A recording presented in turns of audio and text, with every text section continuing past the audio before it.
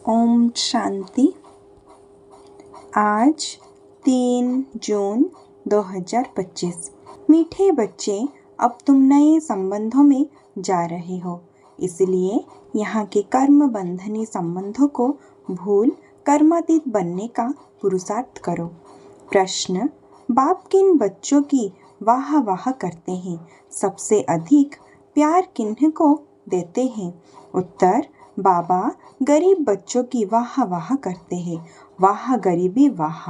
आराम से 2 रोटी खाना है, हवज नहीं। लेकिन गरीब बच्चे बाप को प्यार से याद करते हैं। बाबा अनपढ़े बच्चों को देख खुश होते हैं, क्योंकि उन्हें पढ़ा हुआ भूलने की मेहनत नहीं करनी पड़ती है। ओम शांति। अब बाप को बच्चों के प्रति रोज रोज बोलने की दरकार नहीं रहती कि अपने को आत्मा समझो, आत्मा अभिमानी भव अथवा देही अभिमानी भव। अक्षर है तो वही ना। बाप कहते हैं अपने को आत्मा समझो। आत्मा में ही 84 जन्मों का पाठ भरा हुआ है। एक शरीर लिया, पाठ बजाया, फिर शरीर खल्लास हो जाता है। आत्मा तो अविनाशी है। तुम बच्चों को यह ज्ञान अभी ही मिलता है और कोई को इन बातों का पता नहीं है। अब बाप कहते हैं कोशिश कर, जितना हो सके बाप को याद करो। धंधे धोरी में लग जाने से तो इतनी याद नहीं ठहरती।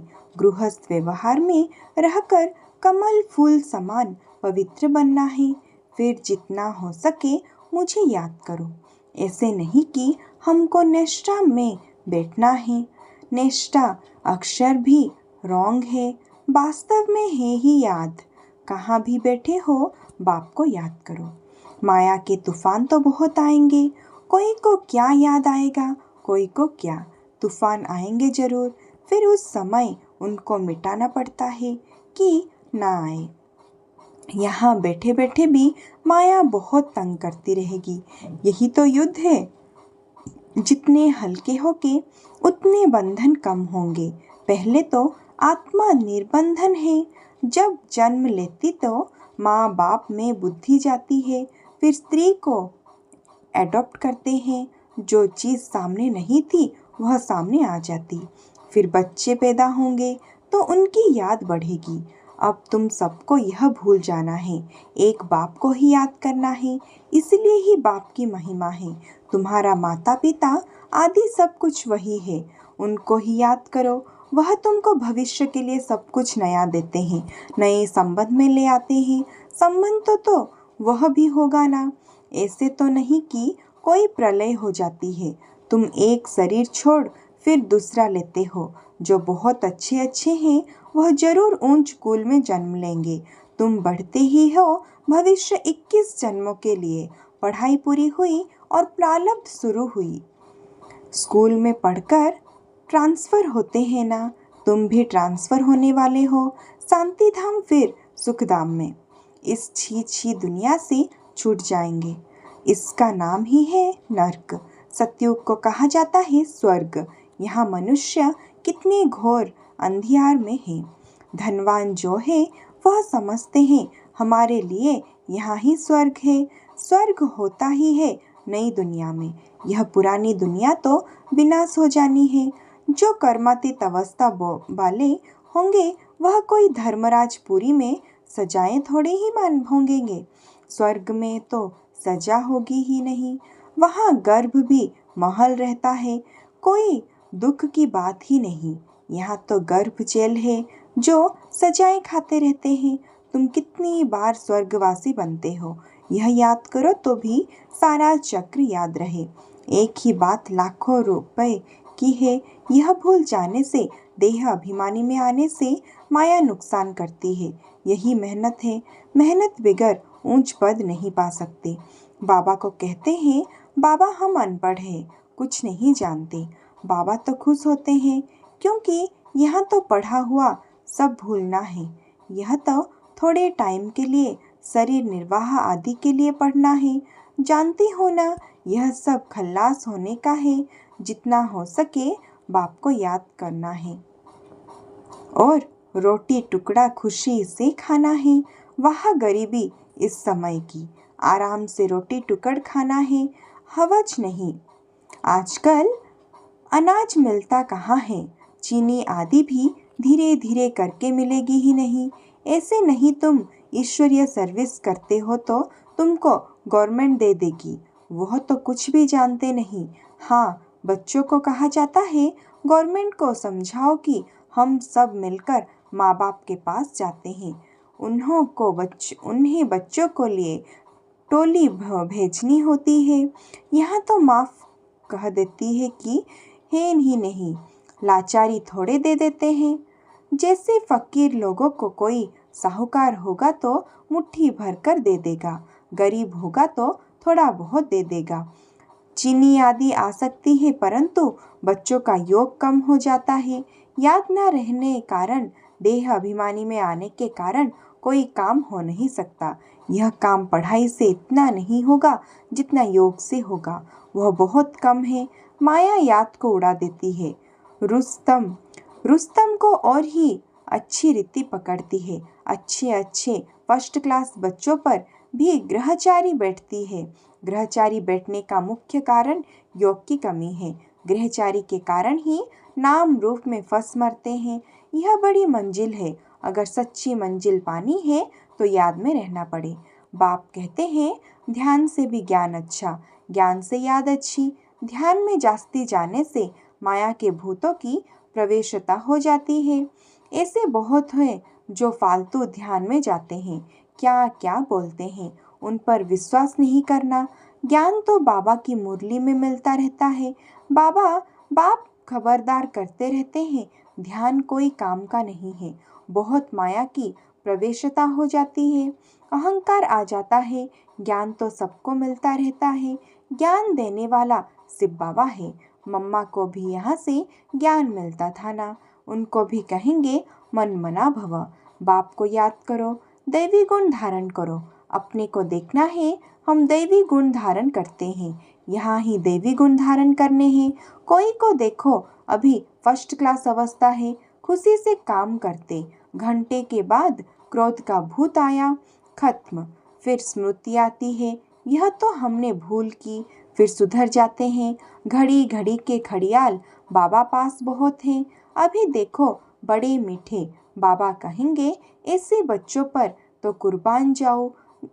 घंटे बाद फिर कोई ना कोई बात में बिगड़ पड़ते, क्रोध आया, सारी की कमाई खत्म हो गई। कोई कोई बच्चे बाप के सामने बैठे भी झुटका खाते, उबासी देते रहते, उनको फिर पिछाड़ी में जाकर बैठना चाहिए।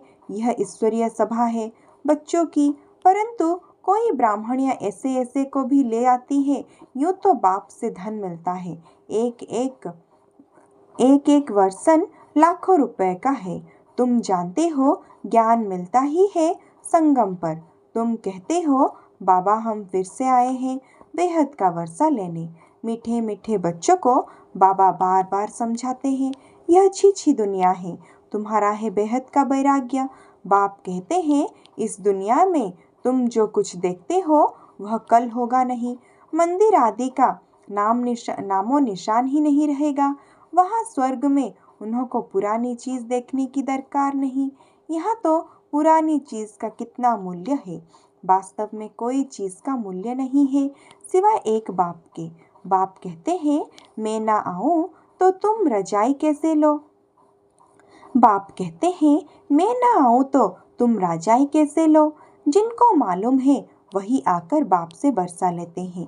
इसलिए कांटों में कोई कहा जाता है, कोई भी बात में संशय नहीं आना चाहिए। भोग आदि की भी रस्म रिवाज है, इसमें ज्ञान और याद का कोई कनेक्शन नहीं है और कोई बातों से तुम्हारा ताल्लुक ही नहीं। सिर्फ दो बातें हैं, अल्फ और वे बादशाही। अल्फ भगवान के कहा जाता है, उंगली से भी ऐसे इशारा करते हैं ना, आत्मा इशारा करती है ना। बाप कहते हैं भक्ति मार्ग में तुम मुझे याद करते हो, तुम सब मेरे आशिक हो, यह भी जानते हो। बाबा कल्प कल्प आकर सब मनुष्य मात्र को दुख से छुड़ाए शांति और सुख देते हैं। तब बाबा ने कहा था कि सिर्फ यह बोर्ड लिख दो कि विश्व में शांति बेहद का बाप कैसे स्थापन कर रहे हैं, सो आकर समझो। 1 सेकंड में विश्व का मालिक 21 जन्म लिए बनना है तो आकर समझो। घर में बोर्ड लगा दो, 3 पैर पृथ्वी पर तुम बड़े से बड़ी हॉस्पिटल यूनिवर्सिटी खोल सकते हो। याद से 21 जन्मों के लिए निरोगी और पढ़ाई से स्वर्ग की बादशाही मिल जाती है। प्रजा भी कहेगी कि हम स्वर्ग के मालिक हैं। आज मनुष्य को लज्जा आती है क्योंकि नर्कवासी हैं। खुद कहते हैं हमारा बाप स्वर्गवासी हुआ तो नर्कवासी होना, जब मरेंगे तो स्वर्ग में जाएंगे। कितनी सहज बात है। अच्छा, काम करने वाले के लिए खास कहते हैं यह बहुत महादानी था। यह स्वर्ग गया परंतु जाता कोई भी नहीं है। नाटक जब पूरा होता है तो सभी स्टेज पर आकर खड़े होते हैं।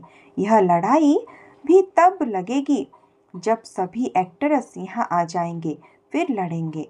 शिव की बारात कहते हैं ना, तो शिव बाबा के साथ सभी आत्माएं जाएगी। मूल बात, अभी 84 जन्म पूरे हुए, अब इस जुत्ती को छोड़ना है। जैसे सर्प पुरानी खाल छोड़ नहीं लेते हैं, तुम नई खाल सतयुग में लेंगे। श्री कृष्ण कितना खूबसूरत है, कितनी उसमें कोशिश है। फर्स्ट क्लास शरीर है, ऐसे हम लेंगे। कहते हैं ना हम तो नारायण बनेंगे। यह तो सड़ी हुई छीछी खल है, यह हम छोड़कर जाएंगे नई दुनिया में। यह याद करते खुशी क्यों नहीं होती जब कहते हैं हम नर से नारायण बनते हैं। इस सत्य नारायण की कथा को अच्छी रीति समझो। जो कहते हो वह करके दिखाओ। कहनी करनी एक चाहिए, धंधा आदि भी भले करो। बाप कहते हैं हाथों से काम करो, दिल बाप की याद में रहे। जितनी जितनी धारणा करेंगे उतना तुम्हारे पास नॉलेज की वैल्यू होती जाएगी। नॉलेज की धारणा से तुम कितना धनवान बनते हो। यह है रूहानी नॉलेज। तुम आत्मा हो, आत्मा ही शरीर से बोलती है, आत्मा ही ज्ञान देती है, आत्मा ही धारणा करती है। अच्छा, मीठे मीठे सिकिलद्धे बच्चों प्रति माता पिता बाप दादा का याद प्यार और गुड मॉर्निंग। रूहानी बाप की रूहानी बच्चों को नमस्ते। धारणा के लिए मुख्य सार। नंबर 1, इस पुरानी दुनिया की पुरानी चीज़ों को देखते हुए भी नहीं देखना है। नर से नारायण बनने के लिए कहनी करनी एक समान बननी है। अविनाशी ज्ञान रत्नों का कदर रखना है। यह बहुत बड़ी कमाई है, इसमें उबासी या झुटका नहीं आना चाहिए। नाम रूप की ग्रहचारी से बचने के लिए याद में रहने का पुरुषार्थ करना है। वरदान, बाप की छत्र छाया का नीचे नाजुक परिस्थितियों में भी कमल पुष्प समान न्यारे और प्यारे भव। संगम युग पर जब बाप सेवाधारी बन करके आते हैं तो छत्र छाया के रूप में बच्चों की सदा सेवा करते हैं, याद करते हैं। सेकंड में साथ का अनुभव होता है। यह याद की छत्र छाया कैसे भी नाजुक परिस्थितियों में कमल पुष्प के समान न्यारा प्यारा बना देती है। मेहनत नहीं लगती। बाप को सामने लाने से स्थिति होने के कैसे भी परिस्थिति परिवर्तन हो जाती है। स्लोगान, बातों का पर्दा बीच में आने ना दो तो बाप के साथ का अनुभव होता रहेगा।